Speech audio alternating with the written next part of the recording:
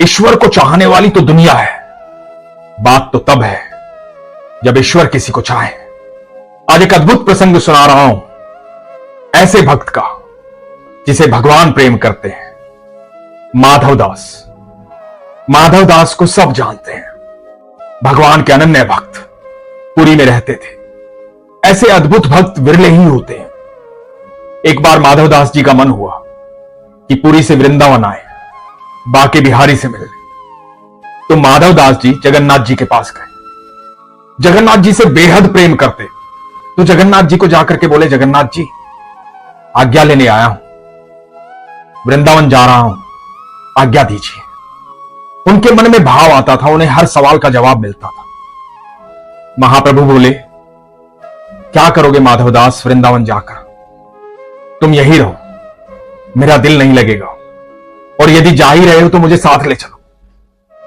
माधव दास जी बोले, प्रभु आप यहीं रहिए, देश विदेश से लोग आते हैं आपसे मिलने। यदि आप मेरे साथ यहां से चल दिए तो वो लोग किसका दर्शन करेंगे, किससे मुलाकात करेंगे, किससे अपनी बातें कहेंगे? आप यहां रहिए, मैं जल्दी से वापस आऊंगा। प्रभु ने कहा कि नहीं माधव दास, तुम्हारे बिना मन नहीं लगेगा, मुझे साथ लेकर चलो। माधव दास बोले, प्रभु आप तो जानते हैं इतनी दूर मैं जाऊंगा, आपकी सारी व्यवस्थाएं नहीं कर पाऊंगा। आपको कई बार तो भोग लगाना होता है, 56 भोग लगाया जाता है, मेरे पास इतनी व्यवस्था कहां? और यहां आप आराम से रहिए, आनंद में रहिए, जल्दी ही आऊंगा, फिर बात करेंगे। अब मैं चलता हूं, आज्ञा दीजिए। माधव दास जी महाप्रभु जगन्नाथ जी को यह बात कह करके पुरी से चल दिए वृंदावन के लिए। अब वृंदावन की तरफ जा रहे हैं, प्रभु का नाम जाप करते हुए, आनंद की अनुभूति है, प्रभु में रमे रहते हैं। माधव दास जी का प्रभु के अलावा कोई नहीं है, ईश्वर के अलावा कोई नहीं है। जो कुछ है श्री कृष्ण है, जो कुछ है जगन्नाथ जी है। उन्हीं के साथ अपना ताना बाना करते हुए, उन्हीं से बातचीत करते हुए, उन्हीं के साथ हंसते हुए चलते जा रहे हैं वृंदावन की तरफ। रास्ते में भूख लगती है, एक दरवाजा खटखटाते।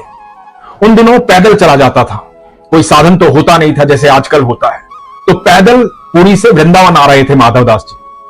करीबन 1.5 महीने का सफर था, पैदल पैदल आ रहे थे। रास्ते में भूख लगी, एक दरवाजा खटखटाया। वो बड़ा अच्छा वक्त था, कोई कहीं भी किसी के यहां भी जा सकता था, आज जैसा वातावरण नहीं था। तो माधव दास जी ने एक दरवाजा खटखटाया। एक वृद्ध महिला आई, बोली, हां बाबा बोलिए। माधव दास जी ने कहा कि भूख लगी है बड़ी जोरों से, भोजन करना है। तो वृद्ध महिला ने कहा कि आप बैठिए, मैं भोजन लेकर आती। बड़ा सेवा भाव होता था लोगों में उस समय। माधव दास जी वहां आंगन में बैठ गए। थोड़ी देर बाद वो महिला भोजन लेकर के आई, भोजन परोसा। माधव दास जी भोजन करने लगे। भोजन करते जा रहे हैं, भूख शांत नहीं हो रही है। वो महिला भोजन परोस रही है और परोसते परोसते माधव दास जी से बोली, बाबा आपका व्यवहार अच्छा नहीं है, आप अच्छे व्यक्ति नहीं हैं। माधव दास जी चौंक गए कि ऐसा मैंने क्या किया? माधव दास जी ने पूछा कि क्या हुआ, क्या गलती हुई माई? उस महिला ने कहा कि आपके पास में ये बच्चा बैठा है, ये भूखा लग रहा है, इतना सुंदर बच्चा, किसका बच्चा साथ लेकर आए हो? इसे भोजन क्यों नहीं दे रहे, खुद खाए जा रहे हो? माधव दास जी ने इधर उधर देखा कि कहां बच्चा बैठा हुआ है, किस बच्चे की बात कर रहे हो माई? वो महिला बोली कि ये साथ में बैठा है, देखो कितना सुंदर बच्चा है। माधव दास जी समझ गए, वाह क्या बात है। ध्यान लगाया, जगन्नाथ जी पीछे पीछे चलकर आ गए थे, साथ साथ चलकर आ गए थे, साथ में बैठे थे, माधव दास जी की तरफ मुस्कुरा कर देख रहे थे। माधव दास जी बोले, वाह मेरे कान्हा, वाह मेरे ठाकुर, बहुत अच्छे, आज्ञा लेकर आया था, पीछे पीछे आ गए।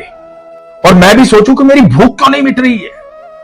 अब मुझे समझ में आ रहा है कि भोजन जा कहां रहा है। पर मैंने कहा था ना, आपको तो 56 भोग की आदत है, यहां तो इस प्रकार का भोजन है। प्रभु मुस्कुरा रहे हैं, प्रभु आनंद में है, आनंद आ रहा है आपको। प्रभु मुस्कुरा रहे हैं और माधव दास जी अपने प्रभु की लीला देख रहे हैं। बड़ा अद्भुत दृश्य है। वहां से भोजन किया, आज्ञा ली, अब प्रभु से बात करते हुए जा रहे हैं। रास्ते भर प्रभु को कह रहे हैं कि देखो मेरे साथ बड़े दुखी हो जाओगे, परेशान हो जाओगे, लंबा रास्ता है, वहां लोग इंतजार कर रहे होंगे, तुम वहां जाओ। लेकिन प्रभु हैं कि जाने का नाम नहीं ले रहे। माधव के बिना मन नहीं लगेगा। अपने भक्त से बेहद प्रेम करते हैं, सब ईश्वर का नाम जाप करते हैं। विरले भक्त होते हैं जिनको ईश्वर याद करते हैं। वैसे ही भक्त है माधवदास। जो सफर करीबन करीबन 1.5 महीने का था, वो सफर अब लंबा हो गया, क्योंकि ठाकुर जी को तो भूख लगती है। 6 से 8 बार भोग लगता है। अब उतनी बार भोजन चाहिए ही चाहिए। अब वो भूख लग रही थी माधवदास को। तुरंत भूख लगती, तुरंत किसी के घर जाते, भोजन करते, आगे बढ़ते। माधवदास जी ठाकुर जी को बार बार कहते कि आपके चक्कर में मैं भी परेशान हो रहा हूं और वहां भक्त परेशान हो रहे हैं। लेकिन ठाकुर जी तो ठाकुर जी माधवदास जी के साथ आनंद में चल रहे हैं, नृत्य करते हुए, खुश होते हुए। यह अद्भुत सफर है भक्त और भगवान का। वृंदावन पहुंचते हैं। जब वृंदावन पहुंचते हैं तो माधवदास जी कहते हैं, अब जरा शांत रहिएगा, वृंदावन आना है। अब जरा शांत रहिएगा, वृंदावन आ गया है। माधवदास जी कहते हैं कि अब जरा शांत रहिएगा, वृंदावन आ गया है। मैं ऐसे बातें करूंगा, लोग पागल समझेंगे मुझे। ठाकुर जी बोलते हैं कि ठीक है, चुप रहूंगा, लेकिन एक काम करना होगा। माधवदास जी बोलते हैं, हां बताओ। ठाकुर जी बोलते हैं कि बड़ी भूख लगी है, कुछ इंतजाम करो, बड़ी जोरों की भूख लगी है। अब वृंदावन पहुंचे हैं माधवदास जी, देखते हैं कि सामने चने मिल रहे हैं। चने लेकर के आते हैं, कहते हैं चने ही मिलेंगे, यही खाने होंगे। ठाकुर जी बोलते हैं कि ठीक है। अब माधवदास जी चने का भोग लगाते हैं।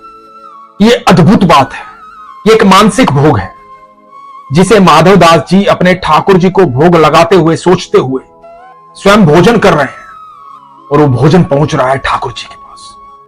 माधवदास जी चने खा रहे हैं और तृप्ति हो रही है ठाकुर जी को।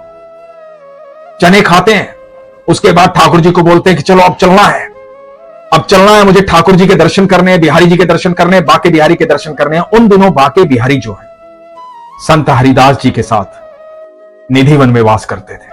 आजकल जैसे बाके बिहारी का मंदिर है, वैसे बाके बिहारी पहले निधिवन में रहते थे। तो वहां भक्तों की लाइन लगी हुई है, भक्त मिलने आए हैं, द्वार बंद हैं, निधिवन के बाहर बैठ जाते हैं। माधवदास जी इंतजार कर रहे हैं। अंदर से संत हरिदास जी आते हैं और आकर के जोर से आवाज देते हैं, तुम में से माधव कौन है? माधवदास जी खड़े होते हैं कि जी मैं हूं। पुरी से आए हो? जी हां। आओ अंदर आओ। माधवदास जी अंदर जाते हैं, संत हरिदास जी को प्रणाम करते हैं, कहते हैं कि आपको मेरा नाम कैसे पता और आपको कैसे पता मैं पुरी से आया हूं? मैं तो आज ही आया हूं, किसी को मेरे बारे में पता भी नहीं है, मुझे यहां कोई जानता भी नहीं है। हरिदास जी कहते हैं, जानता है ना तुम्हें, वो जगत का मालिक, वो ठाकुर। मैंने 56 भोग तैयार किए थे, आज मुंह फेर के बैठे हैं। ठाकुर जी कह रहे हैं, बहुत सारे चने खा लिए हैं, पेट भरा हुआ है, अब कोई 56 भोग नहीं खाऊंगा। तुमने खिलाए हैं चने? माधवदास जी देखते हैं, आंखों में अश्रु आ जाते हैं। सारे रास्ते ठाकुर जी सफर में थे। जो जो माधवदास जी ने खाया वो ठाकुर जी ने ग्रहण किया। ऐसे संतों को, ऐसे भक्तों को कोटि कोटि प्रणाम है, जिन्हें ईश्वर प्रेम करते हैं। ये दो भक्तों का मिलन था, हरिदास जी जिन्हें ईश्वर प्रेम करते हैं और माधवदास जी जिन्हें ईश्वर प्रेम करते हैं। बाकी दुनिया, बाकी जगत तो ईश्वर को प्रेम करता है, ऐसे विरले भक्त होते हैं जिन्हें ईश्वर प्रेम करते हैं। आज हम चिंता में रहते हैं, परेशानी में रहते हैं, दुखी रहते हैं इस बात से कि हमारे लड्डू गोपाल को हम भोग कैसे लगाएं। हम घर से बाहर आ गए हैं, लड्डू गोपाल घर में भूखे होंगे, कैसे भोग लगाएं। अपना प्रेम इतना प्रगाढ़ करो, अपना प्रेम इतना बढ़ा लो, विश्वास इतना बढ़ा लो कि लड्डू गोपाल आपके साथ चले हर समय। और जब आप मानसिक भोग लगाओ तो ठाकुर जी भोग लगाए। यकीन मानना, यदि आपका विश्वास प्रगाढ़ रहा, आपका विश्वास सच्चा रहा, तो देखना एक दिन आपको यह अनुभूति होगी कि जो आपने मानसिक भोग लगाया था वही भोग ठाकुर जी ने लगाया है। ठाकुर जी आपके मन में बैठे होते हैं, आपके साथ रहते हैं, जब आपका प्रेम, विश्वास अत्यंत सच्चा होता है। इसलिए विश्वास से बढ़कर कोई चीज नहीं है, प्रेम से बढ़कर कोई चीज नहीं है। यदि आप भी चाहते हैं कि आप ईश्वर की अनुभूति करें, आप भी चाहते हैं कि आपको एहसास हो कि आपके लड्डू गोपाल सिर्फ एक मूर्त नहीं है, साक्षात है, तो अपना विश्वास बढ़ाइए। शंका मत कीजिए, प्रश्न मत कीजिए, जो मन में भाव आए बस वही कीजिए। आपके मन का भाव ईश्वर का भाव है।